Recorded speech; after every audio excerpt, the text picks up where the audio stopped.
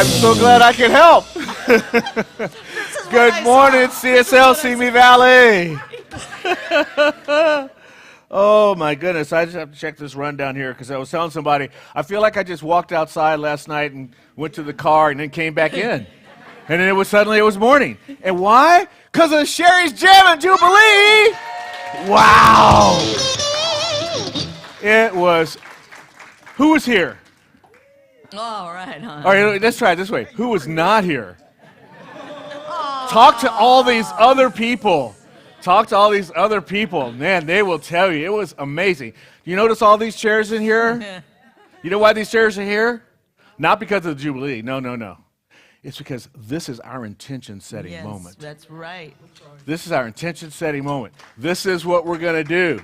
We're going to fill all these chairs, right? And not just for music, just for every Sunday where people need to come and find a way to live their lives in a conscious behavioral space, right? Because that's what Science of Mind is all about. And last night was such a celebration of that with so many magnificent New Thought musicians and celebrating Sherry's 25 years. The band was amazing. The guests were amazing. We've got, is Eve, where did Eve go?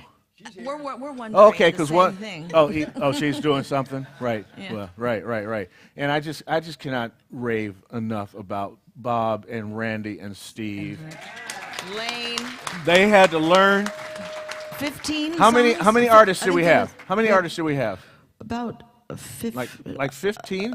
12. At least then 12. Each one did 2 songs, and not everyone used the band, but they had like 15 songs. Okay, so the band learned 15 or 16 songs in like a day and a half or something. 12 minutes. 12 minutes, right? Yeah. And some of them right on the spot. Just so you know, they didn't have, because Eve, right. That's the way Eve right, rolls. Right, you know? right. It's just She's back. because that's the way Eve rolls. That she just comes up with something right there at the minute.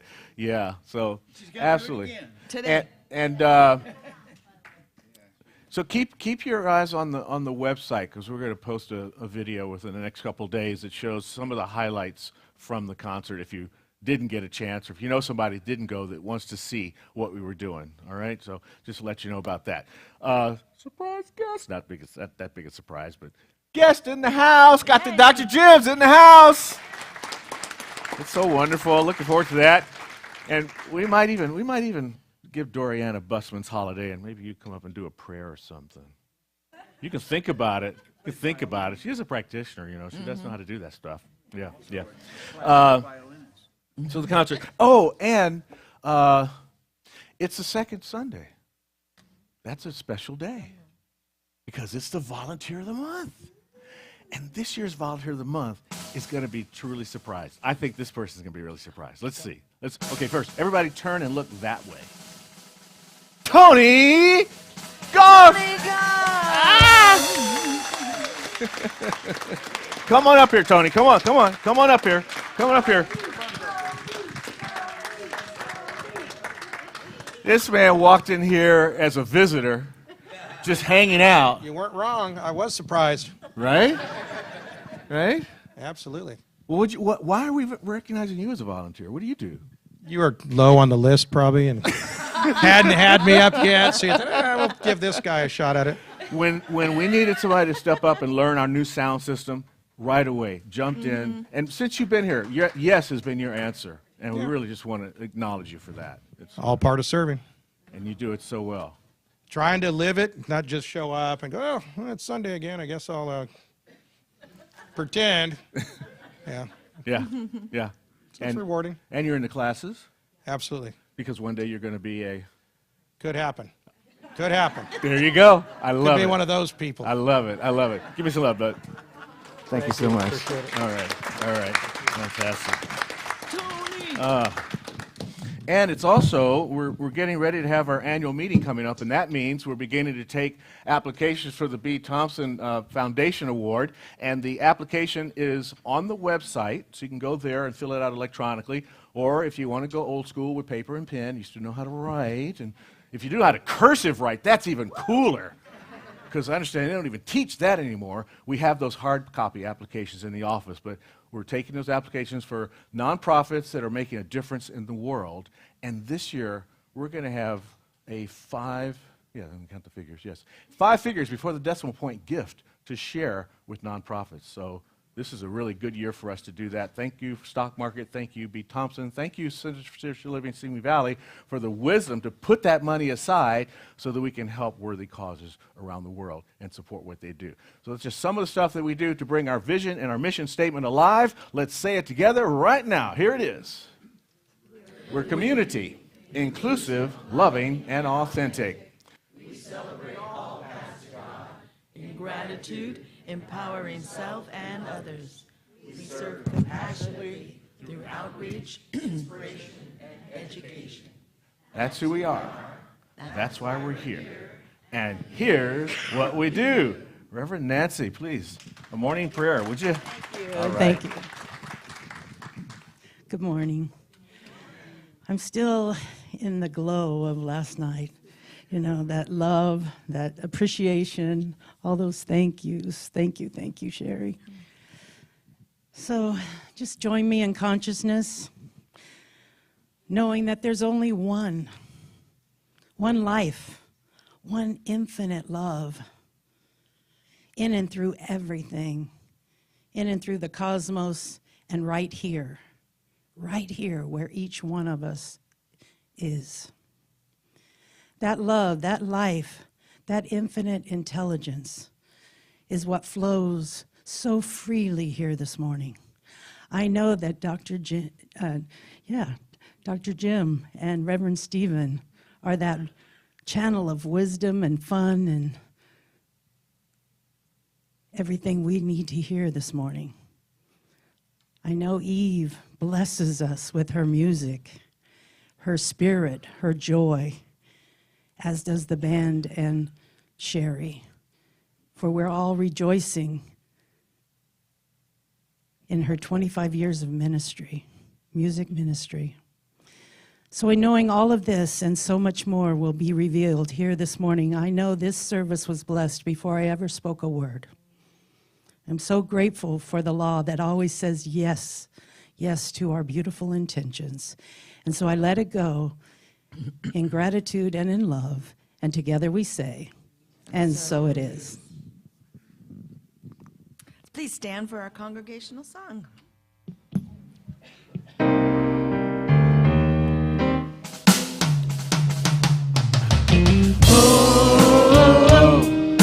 Spirit of God is upon me.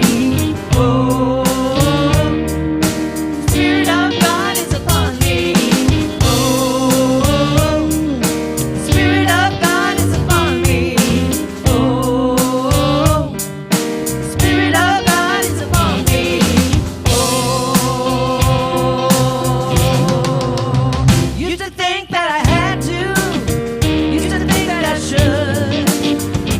Scripture told me I had to be good. Now I love 'cause I want to. I love 'cause I am free. Blinded by the Spirit.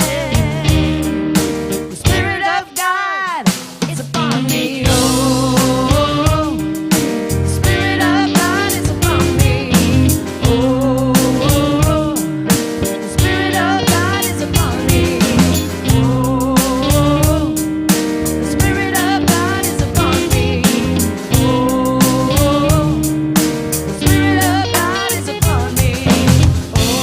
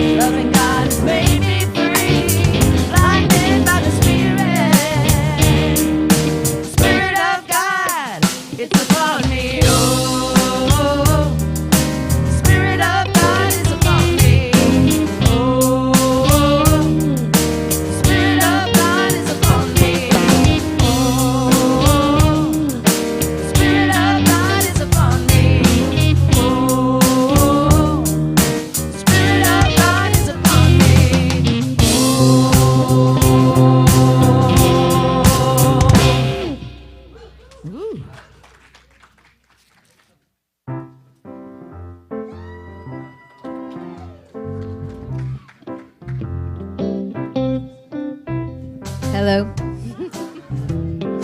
Hello, cosmic kids of all ages. This is Cindy Joy, your captain speaking.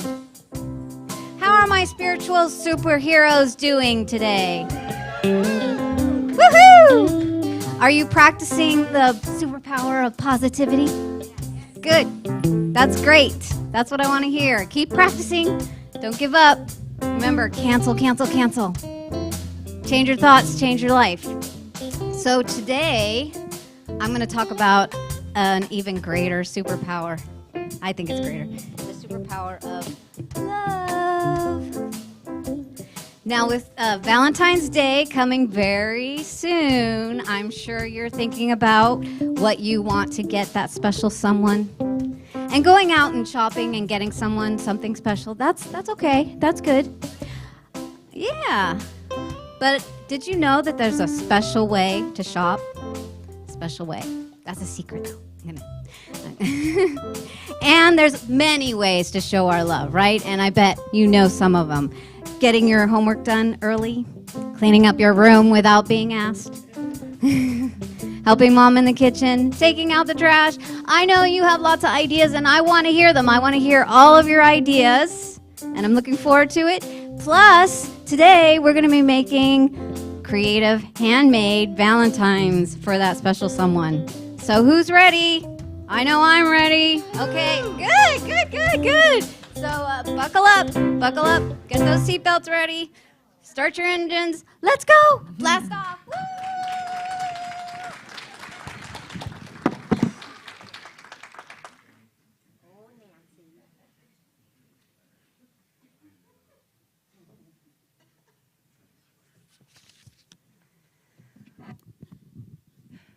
Hello again. So Reverend Stephen is having the practitioners of the day talk about the season of nonviolence between the end of January and through April 4th, I believe. And the reason is because Mahatma Gandhi was assassinated on January 30th, 1948, and Martin Luther King Jr. was assassinated on April 4th, 1968. I almost got way too deep into this, Reverend Stephen. I'm like, 2 or 3 minutes. I better stop researching. Because what I saw this week was one of the words was dreaming.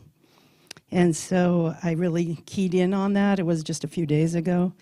And there was this quote, "Every great dream begins with a dreamer. Always remember you have within you the strength, the patience, and the passion to reach for the stars, to change the world." And it's attributed to Harriet Tubman. Mahatma Gandhi, there it is, had a dream, right, to free his country from the rule of the British Empire. And he did it through nonviolence. And that dream was realized in his lifetime on August 15, 1947. And he was assassinated the following year on January 30th, 1948. Martin Luther King Jr.'s famous speech on the March to Washington, I Have a Dream speech, they call it. But I read it this week. That was such a small part of that speech. So I would really encourage all of you to Google that speech because so much of it is still coming to fruition today, unfortunately. It talks about police violence and police brutality, and the South was still completely segregated, and that was in my lifetime. I was a child when John F. Kennedy was assassinated in 1963. I thought assassination was what happened in life, that political figures and presidents were assassinated. Because I saw President Kennedy assassinated when I was 9. I saw Martin Luther King assassinated when I was 13, about to turn 14.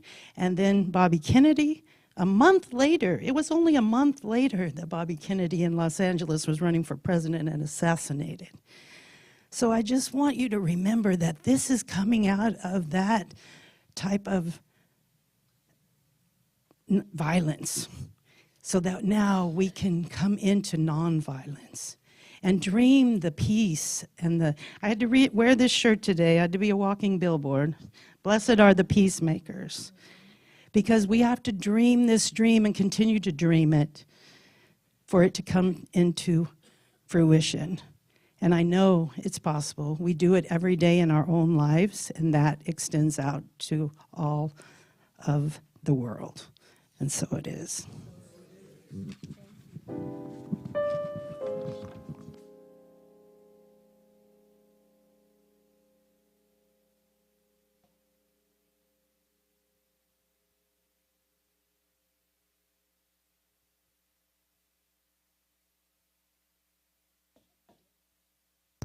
Oh, there I am. I had such big plans. I had such big plans for the concert. I took 2 days to pick out my outfit and got back to put it on, and I forgot the pants. And everybody noticed that it didn't match, but you know, the universe has a way of putting you in your place when you think you have things under control. And I had chosen a different song for this morning, but when I was on the way here, Spirit said, do this song. And I got here and I said, I'm going to do the song I chose. And it said, no, you're not, because no, you're not. And then she just spoke, and then it was revealed why this song was given. And we rehearsed it this morning. I just went, begrudgingly, I rehearsed it this morning. You know, because we as humans want to do what we want to do. Thank you, Sherry. Thank you, Simi Valley. I love you all beyond time itself.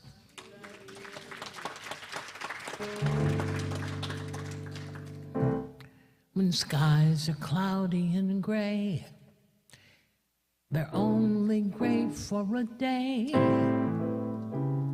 So wrap your troubles in dreams and dream your troubles away. Until that sunshine peeps through, there's only one thing to do. Wrap your troubles in dreams, dream your troubles away. Castles may crumble, that's fate after all. Life's really funny that way. I'm not laughing. I used to grumble, I smile as they fall. I've been queen for a day, say.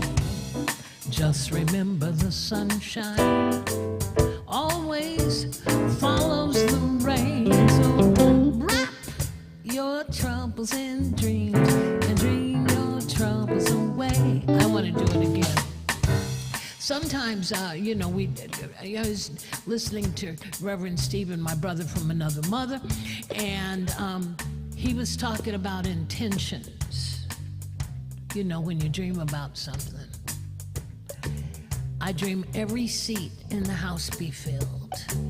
I pray every dream in the house. I proclaim and claim that every seat, because we don't want to grow just a congregation. We want to grow fellowship. We want to grow knowledge of the word. We want to grow. When skies are cloudy and gray, they're only gray for a day. So wrap your troubles in dreams and dream your troubles away. When that sunshine peeps through, there's only one thing you can do. Wrap your troubles,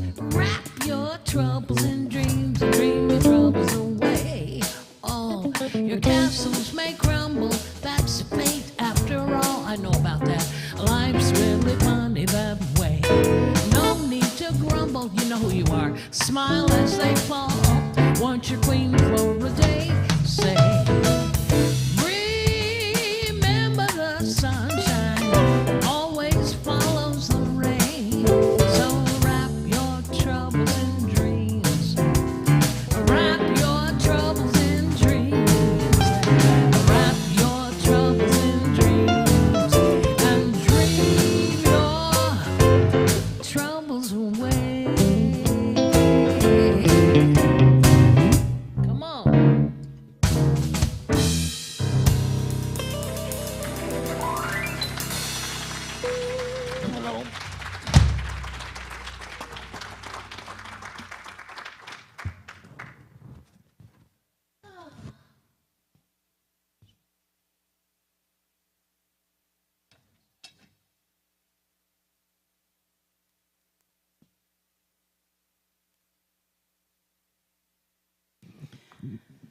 And let's just wrap our dreams of peace for the world into this meditation. 3 minutes of silence, our God awareness place, and Sherry will bring us out.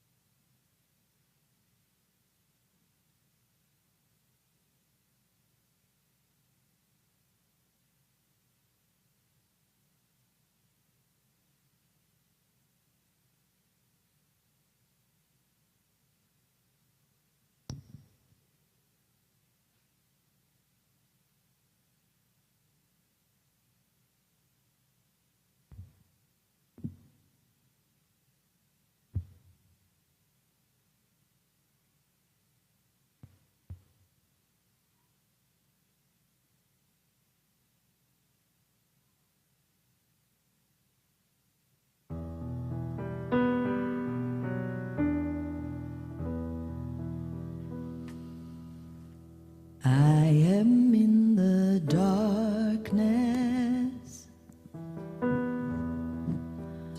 I am in the light.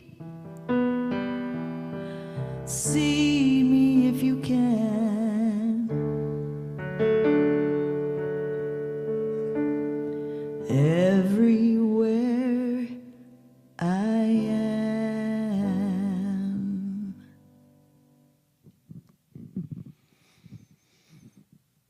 3 minutes.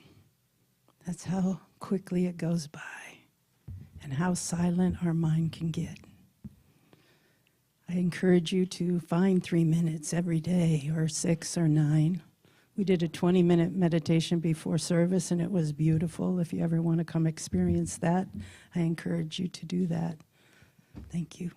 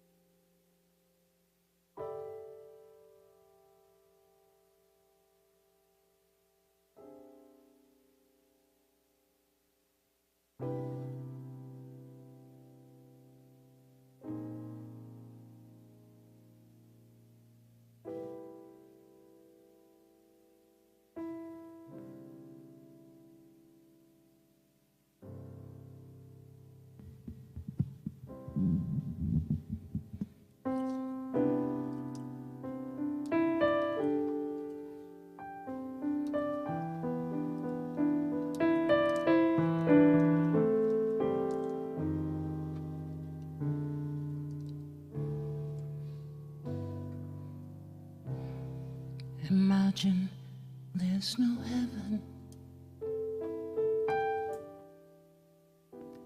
It's easy if you try.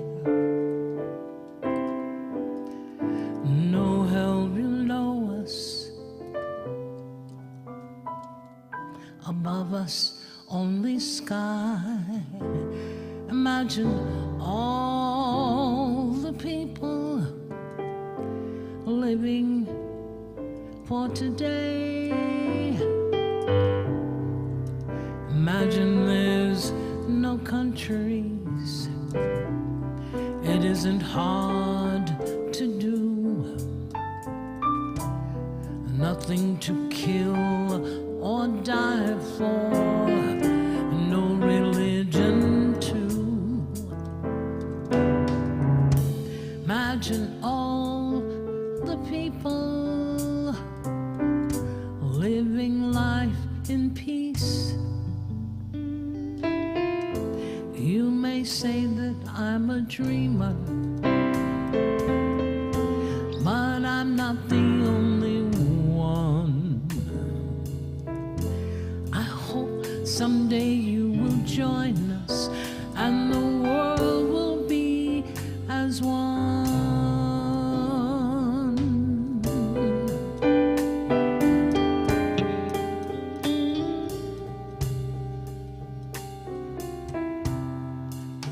Imagine no possessions. I wonder if you can. No need for greed or hunger. Brotherhood of man. Imagine all the people sharing all the world. You may say that I'm a dreamer, but I'm not the only one. I hope someday you will join us and the world will be and live as one.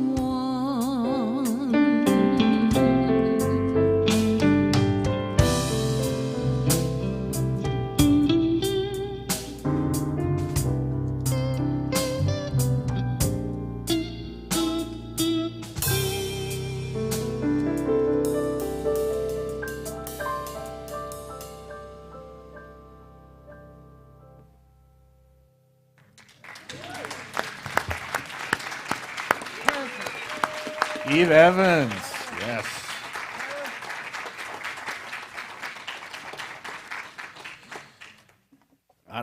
That's for you. Okay. I don't know how long this has been here like that. I thought it just showed up when Yves started playing. That it was so intense, the monitor was listening. I don't know. Well, it's so it can give you ads later. It was that thing, huh? Hey, it's wonderful to be here. I want to say hello to all my dear friends here. And last night was just amazing, Sherry. You're fantastic, and your longevity is not quite up to your talent, however. So I'm looking forward to the 50th. Nice. Okay. I like that. And Tony, the volunteer of the month, I don't know you, but if the attitude you show on stage persists, you're going to know a lot more about yourself and be more spiritually realized, and then where will you be? There you go. In a good place. Spoken like a master. I love it. I love it. What is this? Oh.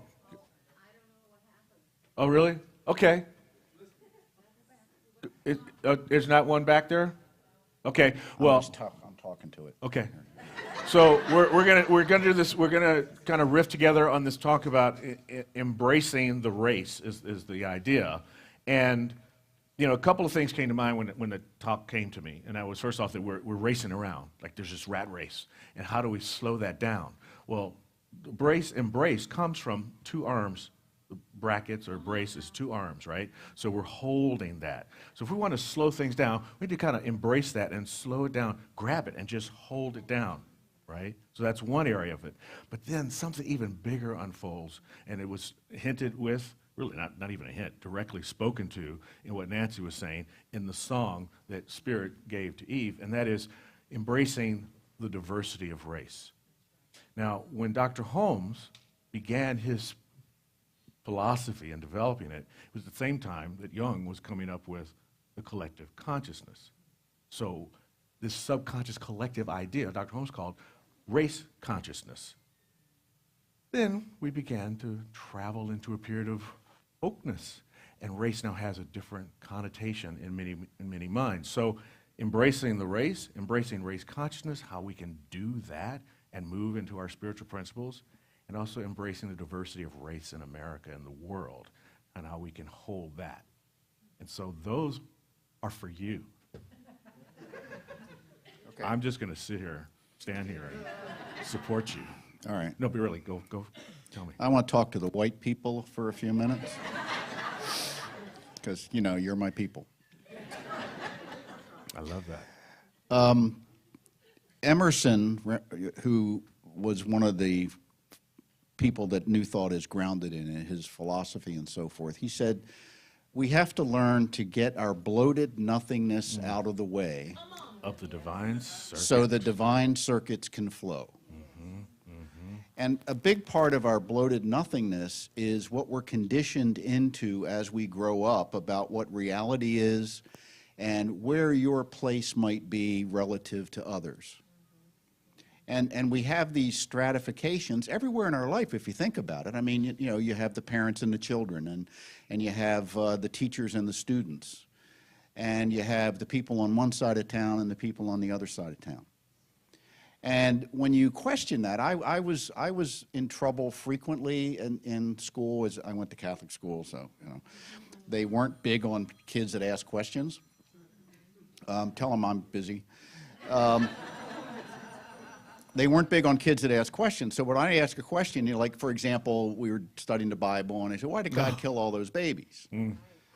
And the nun, whatever nun I had that year, would say, you know, some things you just shouldn't question. Right? Wow. Because, and you know, and then I just say, oh, I'm not supposed to ask questions. But when I grew up a little bit, I realized because they were too uncomfortable to give me the answer, or didn't know the answer, or the answer might disturb their version of reality. So why do I live on this side of the tracks and all the people with different color than me live on the other side of the tracks in a certain town? Or why, when I go to a restaurant, am I more likely to be served by a black person than sitting with a black person? He doesn't know anything about that. I'm leaving the country at the end of the week, so I'm not. And well, because that's the way it is. So we have these unconscious biases that were kind of built into our upbringing that are societally enforced when you read magazines, when you watch TV, when you go to the movies. It's all kind of, you know, supporting a worldview that's kind of makes the people that are more in power than others satisfied and not too threatened. Call it the dominating culture. Yeah. And it helps them to continue to dominate, to hold on to that Of story. course. Audre Lorde said, the master's tools will never be used to tear down the master's house. Exactly. So expecting those in power to recognize the error of their ways and give up their power or their wealth out of the goodness of their heart has never been a winning strategy. It's never happened. And we're moving more and more into a society of inequality in terms of wealth, in terms of equity, in terms of so forth. Access, Access, availability. and you have fewer people with more resources. And you ever play Monopoly? Okay, what happens when someone wins Monopoly? When someone gets all the properties? Game over. The game's over. Nothing else is of value. It's of no value anymore, right? You just get up and leave. And how close are we getting to where now like 8 people have 60% of the wealth on the planet? Yeah. What I hear this week, somebody wants to pay himself $55 billion a year. Well, he needs the money. I know. And it ain't going to trickle down. It flows up. That's kind of how it always works. And Now up into outer space. If wealthy people would figure that out, that money, if you give more money to people to spend, they spend it. And Henry Ford, who was not the most egalitarian person in the world, but he understood something. If my workers can't buy my cars, I'll be out of business. So he raised their wages and kept the prices of the cars low, so more people could buy them. That's an economic approach. But we also, one of the beautiful things about our teaching, and I think people say, why you're into teaching? Why, when I tell them, when I'm in France and I talk to people, usually they're other American expats, and I haven't met anybody that's been in New Thought yet that is among my circle in France. But we talk about it sometimes, and people are curious. And I say, because it gives me a way of understanding myself, and it gives me a way of living in the world that allows me to be with all this nonsense without going totally insane, and recognizing that I am empowered to do something about it, at least in whatever my limited sphere of influence is. And at minimum, I don't want to contribute to the nonsense. Even though sometimes contributing to the nonsense can be rewarding, right? Well, you can get a nice paycheck. Somebody's, whatever. But then you just continue to build the same story again and live back in the same narrative, and then wake up the next day and wonder why nothing's ever changed, and you might as well just be living in Groundhog Day. Which some of us are. And happy to stay there. Yeah. Give me the old-time religion. No, the old-time religion, it was kind of nasty. The problem with I'm just going to say this because I am leaving the country. The problem with most approaches to Christianity today is they're stuck in the Old Testament, and they're not talking about the risen Christ. Right. The whole point of the New Testament was to show a reflection of how humanity had developed beyond survival mode, and was able to, through self-contemplation, recognize that there's more to life, that we are the light. Jesus said, these things I do, you shall do better, in Matthew chapter 22, which you don't usually see quoted. I like to tell people all the time to pick up the Bible with the red text and just read the red text Bible. And not the black and white editorial pages. Right. And understand that Or message. just read the Sermon on the Mount. Yeah. As opposed to don't do this, don't do that. Do this, be this expression of spirit, be this expression of good, and you shall be rewarded. And it may not be the kind of reward that we would look to, an external reward. It may just be being able to live with yourself. Being able to go to sleep at night and sleep well because you're not cheating anybody, or you're not, trying to scrounge out whatever you can at somebody else's expense.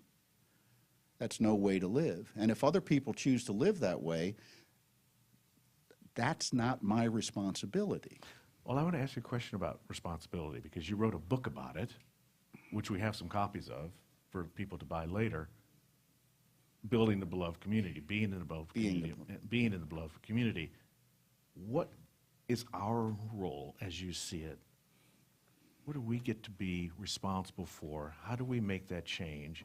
Particularly when we start to think, well, it's just me. How big can my impact be? Yeah. Well, the idea of the beloved community was developed, as we understand it today, by Dr. Howard Thurman. It was picked up by Dr. Martin Luther King in his ministry. The beloved community, the idea of it, is a world where we will not tolerate poverty, we will not tolerate racism, we will not tolerate war. Now, we're not there yet. That you may be surprised to hear. So that's the overarching, big audacious goal, if you will. So the idea, as from our understanding of our teaching, is that's what you visualize, that's what you imagine, that's what you feel yourself into. And then you step back and in my local, what is this local community doing to support that idea so that people can come here and be empowered to step into the world around us with a consciousness of compassion, a consciousness of empowerment, and a consciousness of what we need to do and be in order to be the world that we want to live in, be the beloved community. And it will happen one person at a time, because although we may share a spiritual journey and a spiritual teaching, the ultimate spiritual growth is individual. We all grow differently. And that still brings me back to, but as the individual, I sometimes run into the challenge of, how do I make this shift, and what is my shift to make? And what comes to me sometimes is those things that give me the most resistance. We were talking about answering the call earlier in the office, and sometimes the thing that is to be answered is that very idea that most repulses us, or that has the, when you have we all carry a certain amount of trauma in our bodies. We've talked about this in the past, but most of you people that came from Europe left Europe because you were getting a bum deal. It was hard. You were the ones that took your crops, they stretched you, they cut your heads off in the Times Square, and you're like, I'm out of here, I can't take this. Well, nobody expects the Spanish Inquisition. Right? And so, but you come here with that deep trauma in the body, and then blew it over another group of people, indigenous people, and then even brought people from another continent to help support that shame, that hurt, that pain. So when we feel an over-response to the news, an over-response to injustice, it may be that call that's saying, here's my work to do.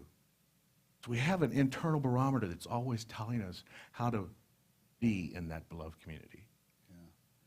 Yeah, and I think, again, this teaching, it's like anything else, if you're doing it right, in the sense of being diligent and the sense of being radically self-honest. I think that's the key to really, Carl Jung, I love Carl Jung, his philosophy is, or psychology is very much in alignment with our teaching. And he said basically that your soul, which he describes as the deepest part of you, so in our model here, that would be like the deepest part of me that isn't universal, that isn't completely universal. So where I begin to become me in terms of expression, that's the deepest part of me, and that carries all the knowledge I need to express as me. So that's where my intuition comes from. My intuition, I don't get your intuition and you don't get mine. So what's truly intuition is unique to me. It answers things that I'm asking or things that I'm living with in a unique way. And that's so important to recognize that. Jung calls it your soul's agenda. And the ego is open to be conditioned by the world around us and is often fear-driven. Do this or else. Right? Believe this or else, or you'll be banned, or you'll be banished, or you'll be embarrassed, or you'll be, hurt. One of my favorite authors, Stan Tankin, says, the ego's job is, thou shalt not get killed. Yes. Don't die. But also the ego, once you develop a sense of personal empowerment, the ego will support that. The ego supports whatever worldview you have accepted. Because that becomes your new paradigm. Right. But often the worldview we accept is not in alignment with the soul's agenda. So you have all this subconscious stuff coming up, urging the soul. Here's what your soul wants. It wants an infinite version of you. It wants you to be fully engaged in life as you. And that might be uncomfortable. That might upset some people. You know, that might be uncomfortable. That might violate a commandment or two. You know, so the society says we want order and harmony according to whoever gets to decide what order and harmony looks like, and we try to conform. And to the degree we conform in opposition to who we really are, we suffer. We suffer in terms of psychological issues. We suffer in terms of physical issues, getting ill, for example. I knew someone who, whenever they were going on a vacation, they got sick the first day of vacation because something in them said, I should be at work. I should be being productive. Now, where do you get that? You know, when I was a little kid, I used to sit and go off into space sometimes. You know, you just sitting there, and if I was at my Daydreaming. grandmother's house Beautiful. or something, she'd come through and say, snap out of it, do something productive. Yeah, yeah. You know, and I have then- a little post-it on my computer. It says, "Don't just do something. Sit there." yeah.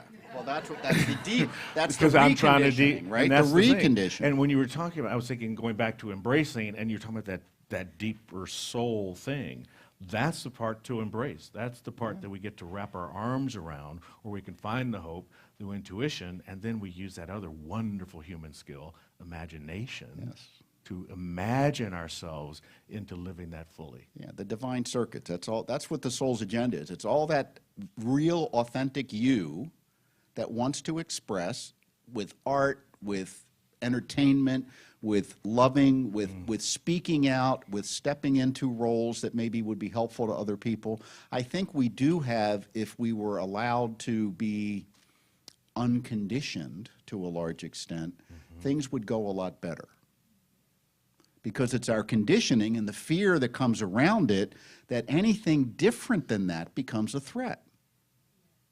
And this started back in the tribal days. A tribe over the hill, right? It's They gonna were a come, and threat. They're going to come. They're going to take our land, take our Right. goods, all that sort of stuff. And that's Yeah. the whole Old Testament, the oral tradition that we're the chosen people. Because if I'm the tribal leader and I can get the tribe to think we're the chosen people, and the tribe over the hill has more corn or more weapons or better looking women, then our people will still stay here because they're the heathens and we're the chosen people.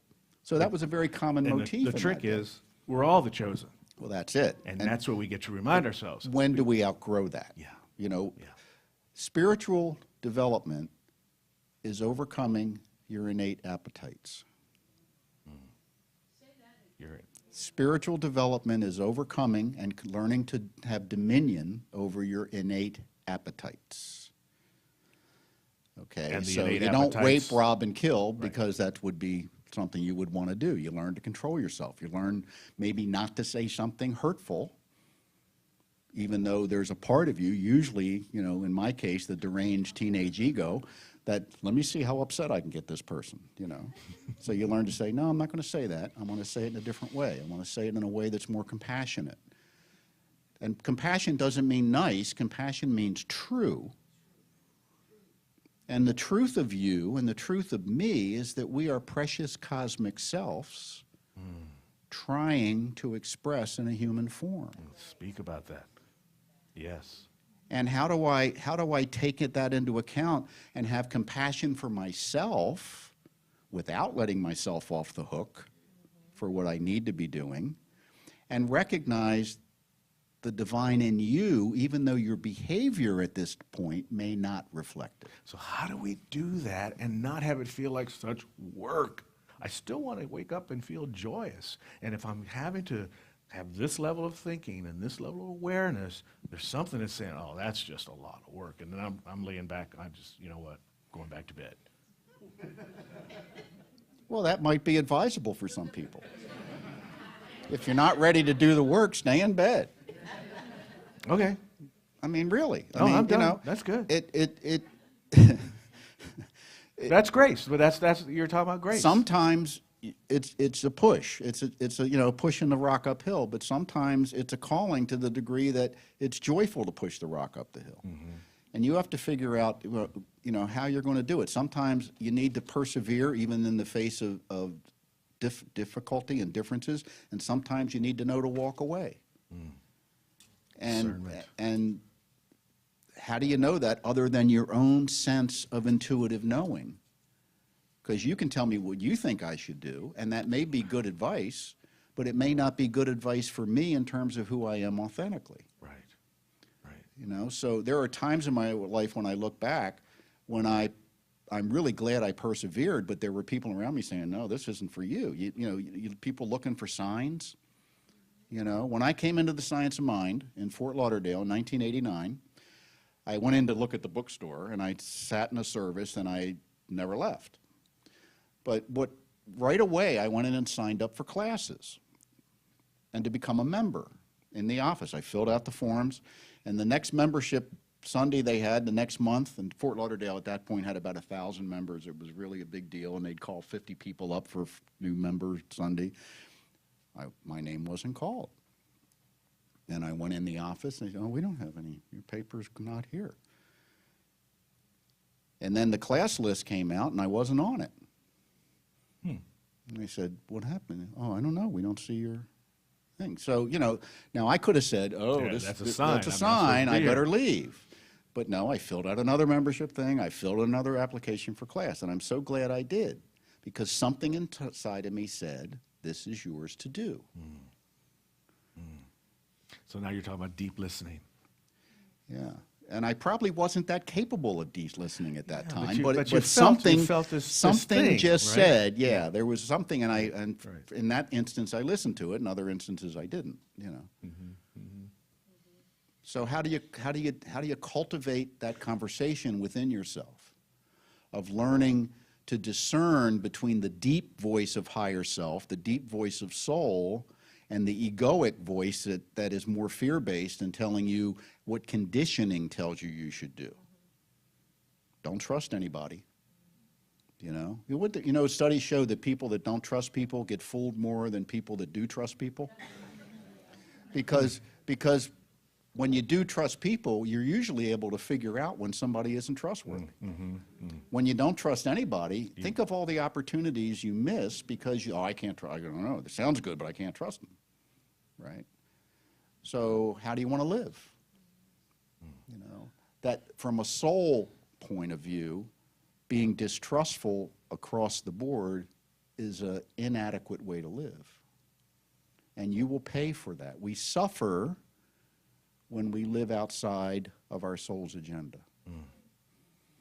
Guaranteed. Doesn't mean you don't suffer when you're in it, but you're suffering from a place of knowing you're in the right place, doing the right thing, and you're just in a struggle at the moment. The thing I'm thinking about right now is staying here and embracing this present moment. When I'm in the future of the past, then I'm not going to know what is actually right for me to do. But if I can stay right here in this moment, Yeah, and that becomes my own personal barometer. If I'm looking at something that I want or worried about something that I lost, future or past, I'm not present to this, and I can't hear that inner voice. So look, I'm just looking for markers that we can share as we begin to embrace this idea. And it's a developmental process. So in terms of our relations among the races, everybody's a work in progress. And the issue we have is that the conditioning agents around us, the media, our families, our history, our whatever it may be, Culture. Who's deciding what textbooks you're reading in Florida, that kind of thing, is working against people being encouraged to find and follow that soul's agenda. Now, I happen to have a theory of government that says in a democracy, government is us. Yeah, there's something As in it. opposed There's a to piece of saying paper that says something government's about separate. that. Yeah, Something like- yeah, I don't know. I don't think they read it anymore, but Right. we the people thing. Right. Yeah. And we've developed, not just here, but in many places, a sense that the government is them. And the government is out to take advantage of us. And that's done two things, I think. Probably more than two, but two that come to mind. One is it's created a great sense of mistrust in government, and the other is it's attracted a lot of distrustful people into government. and it's become a self-fulfilling prophecy. Now, the question, we can all see that, but the question is, what do we do about it? As one of my mentors, Don Beck, used to say, don't tell me it's raining, show me how to build an ark. You see, don't come forward with just complaining and here's what's wrong. How do you see our way out of here? And we need every voice to show us that. See, that's why diversity, equity, and inclusion is so important, because you could be leaving out the one person that has the one piece that we need, or that has the attitude that will get everybody else enthused. Right, right. Well, just this morning, we weren't talking about a whole group of people. We talked about Mahatma Gandhi. We talked about Dr. Martin Luther King. We talked about Howard Thurman. We're talking about one person at a time who has shifted the culture just from their one perspective. Doesn't take a lot. No, right? And I don't have to be any of those people. I have to be the one that knows who to follow, that has the right idea at the right moment, and not begin to worship them.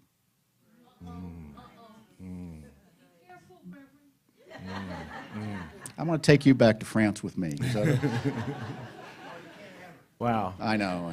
Is this a treat? I mean, we could go on. I'm going to stop you because we could go on. And come here. I'm so grateful to have had this gentleman as one of my teachers in seminary. And after a while, he actually stopped calling me because my hand kept going up. I was like one of those kids with questions, you know.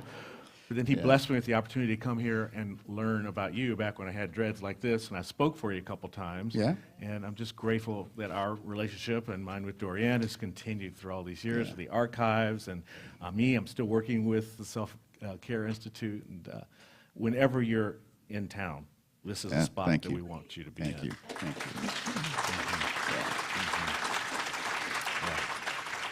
I'm so grateful. And let me just close with this. Dorianne and I have a wonderful life. We get to travel. We live in France, which for some people is an attractive thing to do. People often say, how do you do this? What's the secret? And I'm going to give you the secret. Whether you want to stay here, live in France, live on the North Pole, it doesn't matter. Embody this teaching. Your life will be immeasurably more satisfying. Embody this teaching, and you do other things too. But this teaching shows you the way to live effectively, efficiently, joyfully, and productively in this reality. Thank you so much.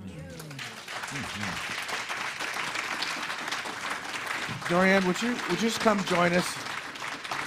We'll do a like we did before. We'll do a three-part for you. Okay. All right. So I'm gonna ask you if you would do the recognition, unification. You do a realization, and then I'll close us out. How about that? Okay. Okay. Let's all take a collective breath together, recognizing that we are a collective consciousness that is one with the infinite. This infinite presence, which is flowing through all, in every dimension, in every aspect of the universe, this intelligence. It flows within this community, within each individualized expression. And as we breathe, we take it deeper and deeper and deeper so that we really feel that unification, that we know we are absolutely one with Spirit. And what I know and accept for this community is that we are a divine idea in the mind of God.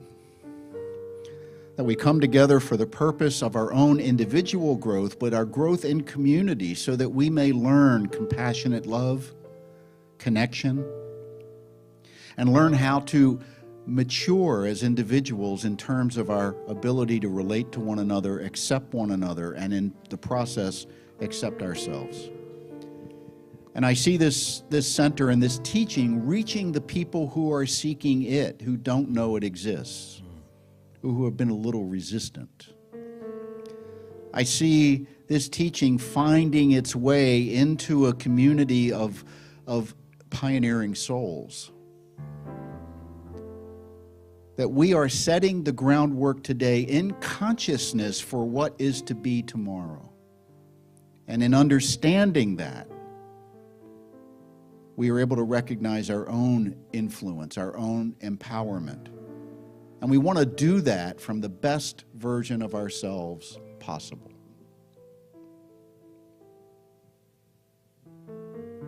Envision the world you want to live in, and envision it being workable for everyone who's already here and everyone who is to come. So it will have to look a lot of different ways. The one manifesting as the many in perfection. And recognizing this truth and feeling the depth of understanding that we each receive from this word that's spoken. Knowing that we are the one and we are the many. I'm so grateful to recognize this truth for each and every one of us, to speak that word of gratitude for the infinite presence of which we are a part, and to allow that truth to unfold through a magnanimous law that hears this word spoken and always answers with a resounding, yes, my beloved. It's my pleasure to give you the gift, for I'm so pleased to be expressed in the world as you, by you, for you. And so it is. Wow. Love them up, everybody.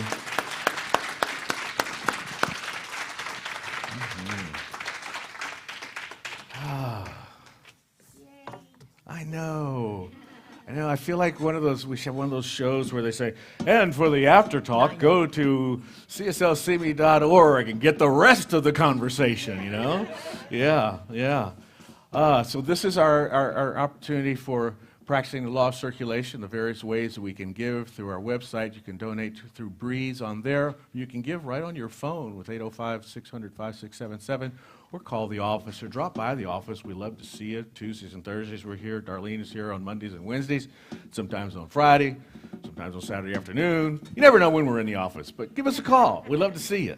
And this affirmation that we do before we do the offering, I think it's one of the more powerful ways that we can bring the spiritual truth into our lives, and to recognize that idea of intuition, imagination, discernment that brings about an abundant way of living, not just prosperously in a financial way, but with ideas, with hope, with joy, with happiness, with presence in the world. So let's say these words with meaning, shall we? Here we go. Divine love, it's doing its perfect work here and now. Divine love harmonizes. Divine love adjusts. Divine love prospers. Divine love foresees everything and richly provides every good thing for the world. Center for spiritual living, Simi Valley, and me now. Divine love prevails. Okay, thank you, ushers. Okay, we're doing a little different today because of the rows that are different, so you will have to pass the basket as they come by when I hand it to you. Yep, you got to work a little bit harder today. That's the way it is. Except for Eve. She sits on the corner of the aisle, so she doesn't have to do the passing.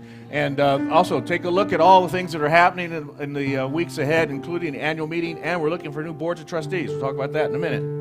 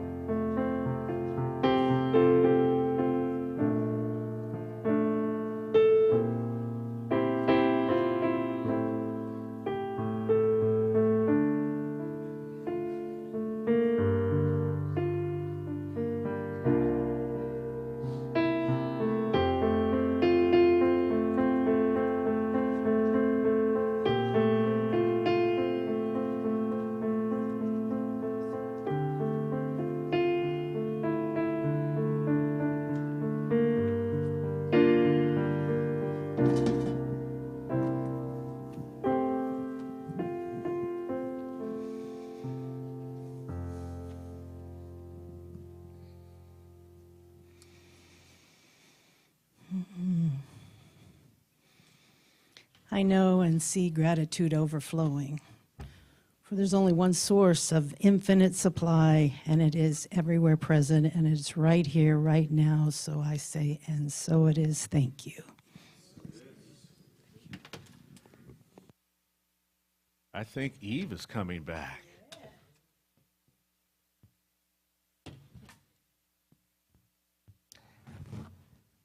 Did you learn anything? I have to ask you because the Super Bowl is kind of anticlimactic now.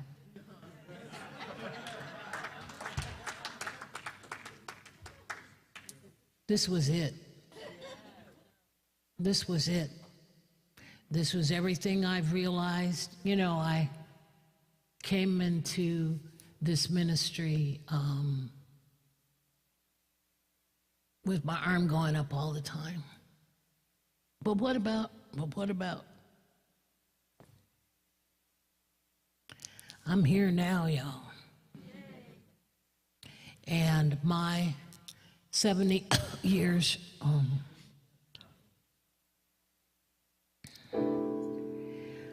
I'm glad I got here before my brain was totally fried. I chose, I didn't choose, this was chosen for me because I thought, well, it's Black History Month and I need to do this song. But it came to me several weeks ago that this should be our national anthem. Apparently the man who wrote it realized everything that was talked about this morning. You never hear the words, it will be sung at the Super Bowl, so if you don't get it from me, you'll get it from them.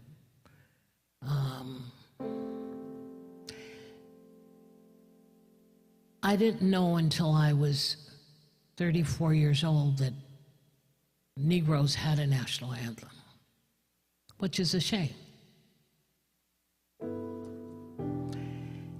And then I played it for 7 years for the NAACP in Los Angeles.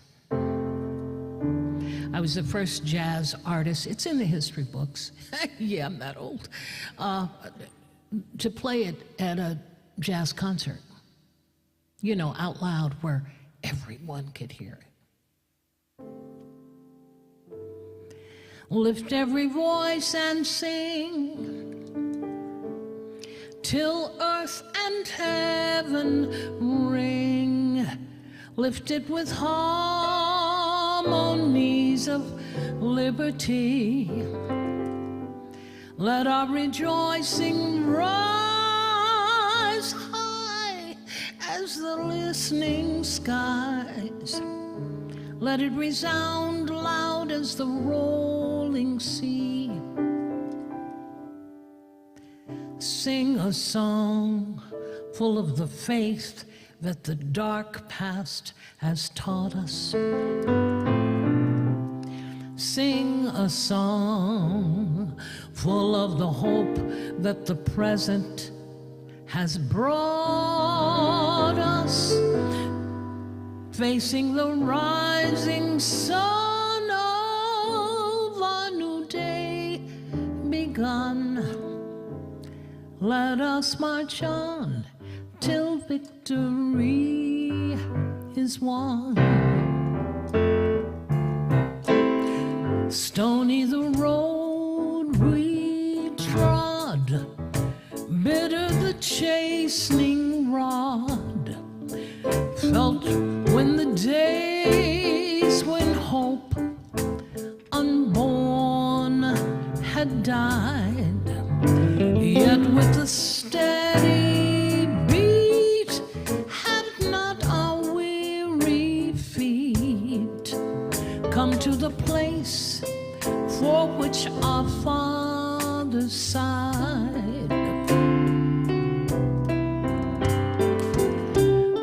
We have come over a way that with tears have been watered. We have come through the blood of the slaughtered.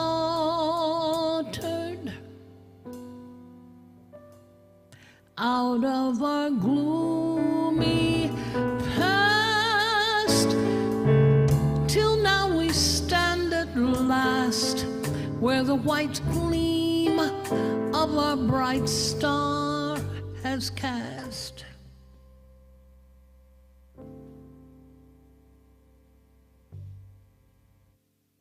God of our weary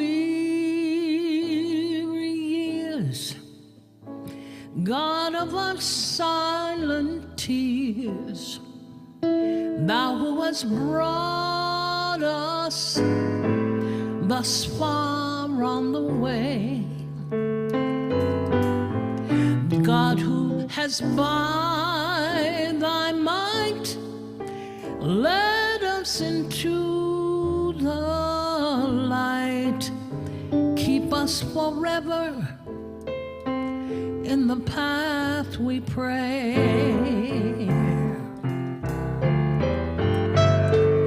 Lest our feet stray from the places, our God, where we met Thee, lest our hearts, drunk with the wine of the world, we forget Thee. Shadowed beneath Thy hand, may we forever stand, true to our God, true to our native land.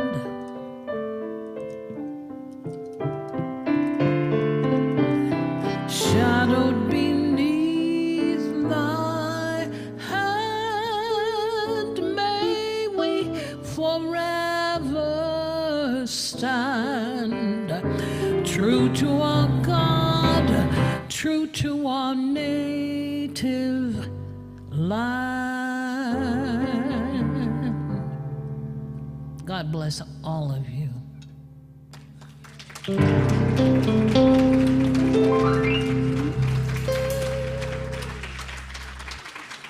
Wonderful.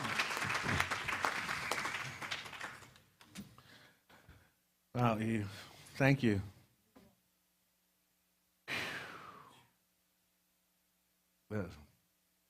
Yes, just thank you. The phrasing, the pace, the emphasis of the words.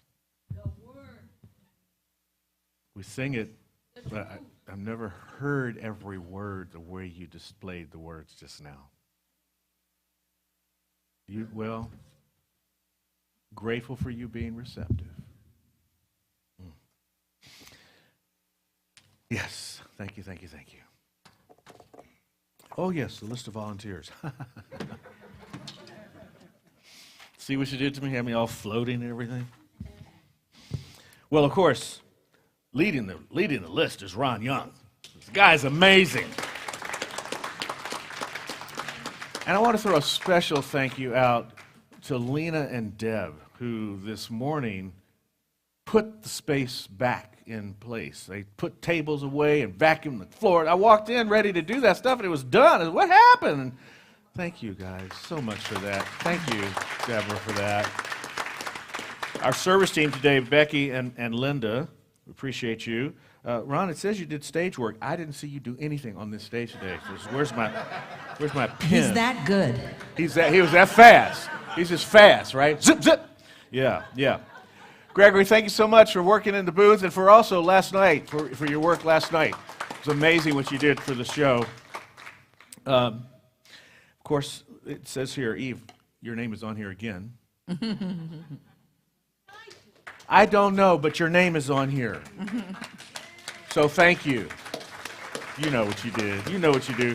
And the Soul Purpose Band, Steve Fowler, Bob Townley, Randy Jones. The Jubilee Gal, Sherry Deeds. And we have one of the L's in the house. Lane.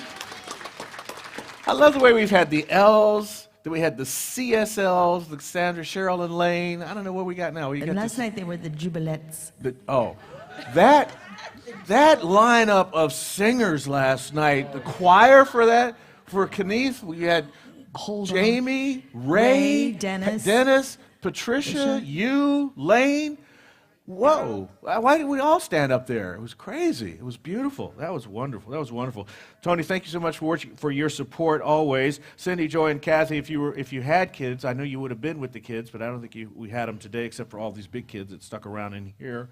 And then Reverend Nancy, thank you so much for what you do as the practitioner of the day. Just want to, before you come up though, Nancy, I want to talk about, Jim's got his book. It's a suggested price of $20, whatever you want to donate. Jim has brought a few, and they're signed, and they are, they're being gifted to the center. So whatever book you buy, you're supporting the center.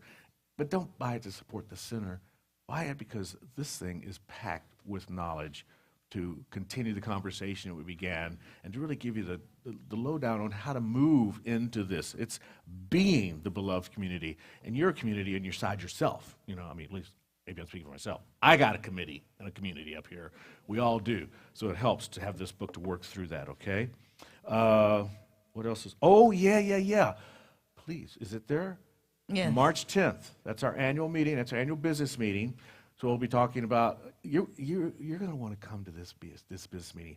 2023 was a turnaround year for our center. We came out of the COVIDian era better than any center that I've read or heard about. It's been amazing what we were able to do as a community, and I think you want to come and hear the report on what 2023 is about and to look forward into what 2024 is about. And that leads to the next thing.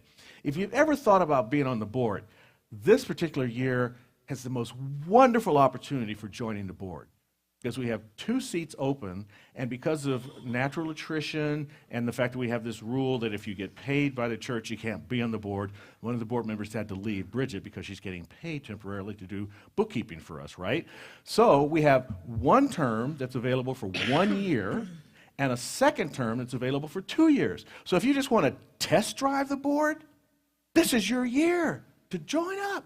So go online to get go online and you can fill out the application to become a board member and just send it to that email address, it'll go automatically because the breeze is so cool that way, all right? So just a couple of pictures about what's coming up ahead. Now where's Nancy? Come on up here, Nancy.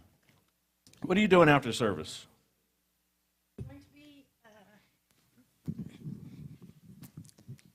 Waiting for you. I'll be standing by the practitioner room and would love to do a quick 1-minute miracle treatment with you, any of you that would like it. All right, fantastic, so good for that. All right, let's all stand, do our closing benediction, and then we shall sing.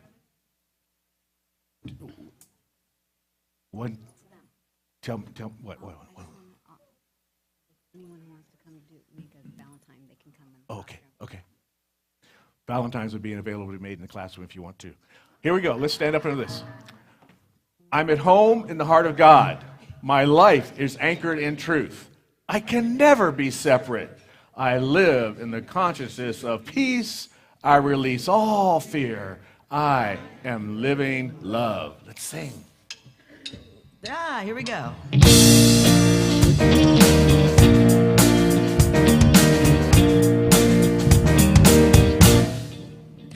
God is doing something wonderful as me.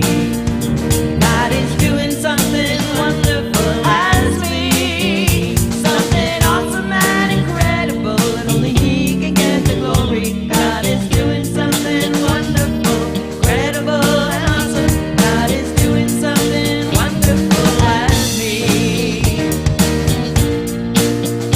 God is doing something wonderful as me. God is doing something wonderful as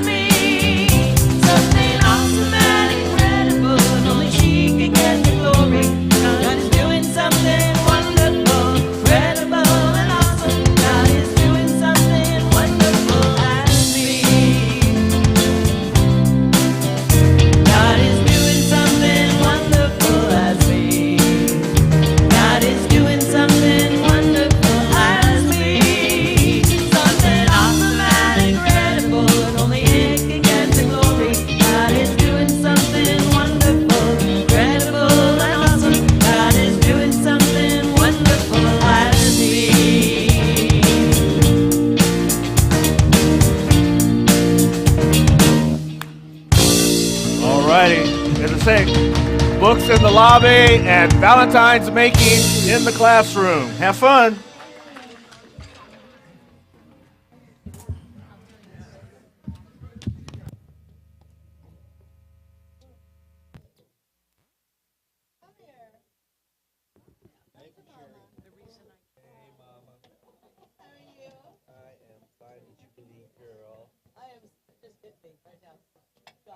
I feel exhausted. I don't know. The last 24 hours have been just